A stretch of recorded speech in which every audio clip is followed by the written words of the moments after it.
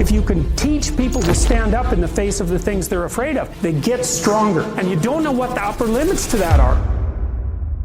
If you take people and you expose them voluntarily to things that they are avoiding and are afraid of, that they know they need to overcome in order to meet their goals, their self-defined goals. If you can teach people to stand up in the face of the things they're afraid of, they get stronger. And you don't know what the upper limits to that are, because you might ask yourself, like, if for 10 years, if you didn't avoid doing what you knew you needed to do, by your own definitions, right, within the value structure that you've created to the degree that you've done that, what would you be like? Well, there are remarkable people who come into the world from time to time, and there are people who do find out over decades-long periods what they could be like if they were who they were, if they spoke their being forward. And they get stronger and stronger and stronger, and we don't know the limits to that. We do not know the limits to that. And so you could say, well, in part, perhaps the reason that you're suffering unbearably can be left at your feet, because you're not everything you could be, and you know it. And of course, that's a terrible thing to admit, and it's a terrible thing to consider, but there's real promise in it, right? Because it means that perhaps there's another way that you could look at the world and another way that you could act in the world. So what it would reflect back to you would be much better than what it reflects back to you now. My experience is with people that we're probably running at about 51% of our capacity. You can think about this yourselves. I often ask undergraduates how many hours a day you waste or how many hours a week you waste. And the classic answer is something like 4 to 6 hours a day. Inefficient studying, watching things on YouTube that not only do you not want to watch, that you don't even care about, that make you feel horrible about watching after you're done. That's probably 4 hours right there. You think, well, that's 25 hours a week, it's 100 hours a month, that's 2.5 full work weeks, it's half a year of work weeks per year. And if your time is worth $20 an hour, which is a radical underestimate, it's probably more like 50 if you think about it in terms of deferred wages. If you're wasting 20 hours a week, you're wasting $50,000 a year. And you are doing that right now. And it's because you're young, wasting $50,000 a year is a way bigger catastrophe than it would be for me to waste it, because I'm not going to last nearly as long. And so if your life isn't everything it could be, you could ask yourself, well, what would happen if you just stopped wasting the opportunities that are in front of you? You'd be who knows how much more efficient? 10 times more efficient, 20 times more efficient. That's the Pareto distribution. You have no idea how efficient people get. It's off the charts. Well, and if we all got our act together collectively and stopped making things worse, because that's another thing people do all the time, not only do they not do what they should to make things better, they actively attempt to make things worse because they're spiteful or resentful or arrogant or deceitful or homicidal or genocidal, or all of those things all bundled together in an absolutely pathological package. If people stopped really, really trying just to make things worse, we have no idea how much better they would get just because of that.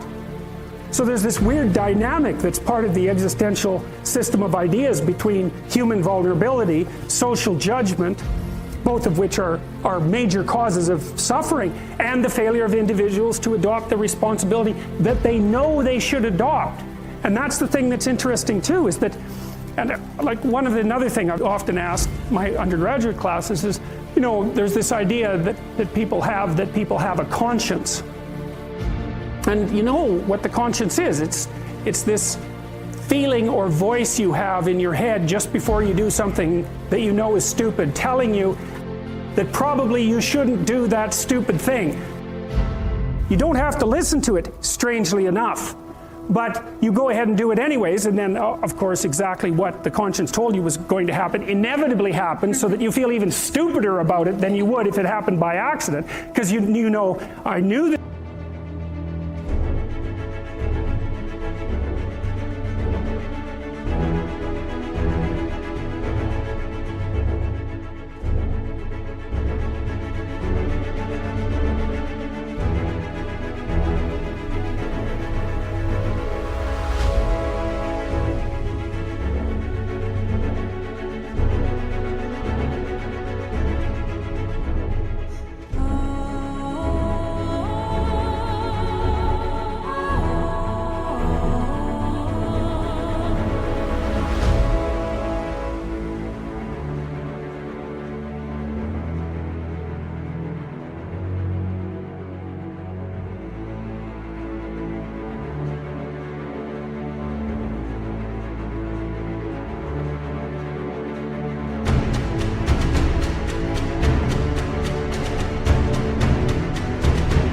this was going to happen. I got a warning it was going to happen, and I went and did it anyways. And the funny thing too is that conscience operates within people, and we really don't understand what the hell that is. So you might say, well, what would happen if you abided by your conscience for 5 years or for 10 years? What sort of position might you be in? What sort of family might you have? What sort of relationship might you be able to forge? And you can be bloody sure that a relationship that's forged on the basis of who you actually are is going to be a lot stronger and more welcome than one that's forged on the basis of who you aren't. Now, of course, that means that the person you're with has to deal with the full force of you in all your ability and your catastrophe, and that's a very, very difficult thing to negotiate. But if you do negotiate it, well, at least you have something, you have somewhere solid to stand, and you have somewhere to live. You have a real life, and it's a great basis upon which to bring children into the world, for example, because you can have an actual relationship with them instead of torturing them half to death, which is what happens in a tremendously large minority of cases. Well, it's more than that too, because, and this is what I'll close with, and this is why I wanted to introduce Solzhenitsyn's writings to you, you see, because it isn't merely that your fate depends on whether or not you get your act together.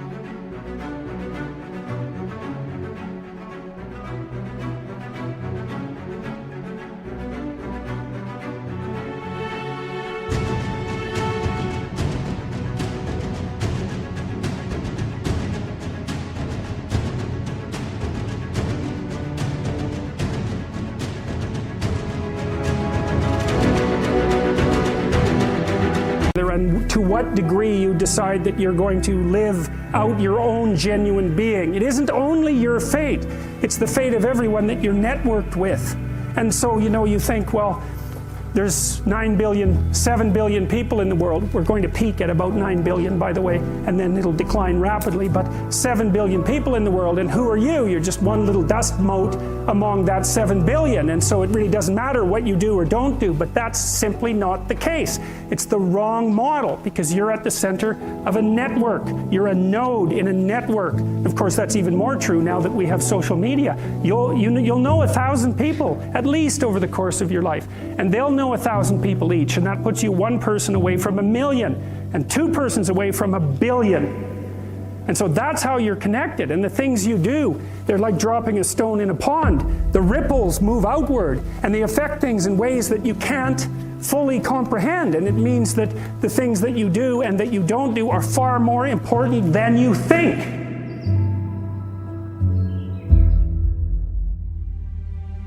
Well, of course, the terror of realizing that is that it actually starts to matter what you do. And you might say, well, that's better than living a meaningless existence. It's better for it to matter. But I mean, if you really asked yourself, would you be so sure if you had the choice? I can live with no responsibility whatsoever. The price I pay is that nothing matters. Or I can reverse it and everything matters. But I have to take the responsibility that's associated with that. It's not so obvious to me that people would take the meaningful path. You know, when you say, well, nihilists suffer dreadfully because there's no meaning in their life, and they still suffer. Yeah, but the advantage is they have no responsibility. So that's the payoff, and I actually think that's the motivation. Say, well, I can't help being nihilistic. All my belief systems have collapsed. It's like, yeah, maybe. Maybe you've just allowed them to collapse because it's a hell of a lot easier than acting them out. And the price you pay is some meaningless suffering, but you can always whine about that and people will feel sorry for you, and you have the option of taking the pathway of the martyr, so that's a pretty good deal, all things considered, especially when the alternative is to bear your burden properly and to live forthrightly in the world. Well, what Solzhenitsyn figured out, and so many people in the 20th century, it's not just him, even though he's the best example, is that if you live a pathological life, you pathologize your society. And if enough people do that, then it's hell. When you're getting ready in the morning, when you're working, or when you're simply looking to open your mind, Download Mindset and listen to your favorite inspirational speeches of all time. Your brain is the most powerful weapon in the world.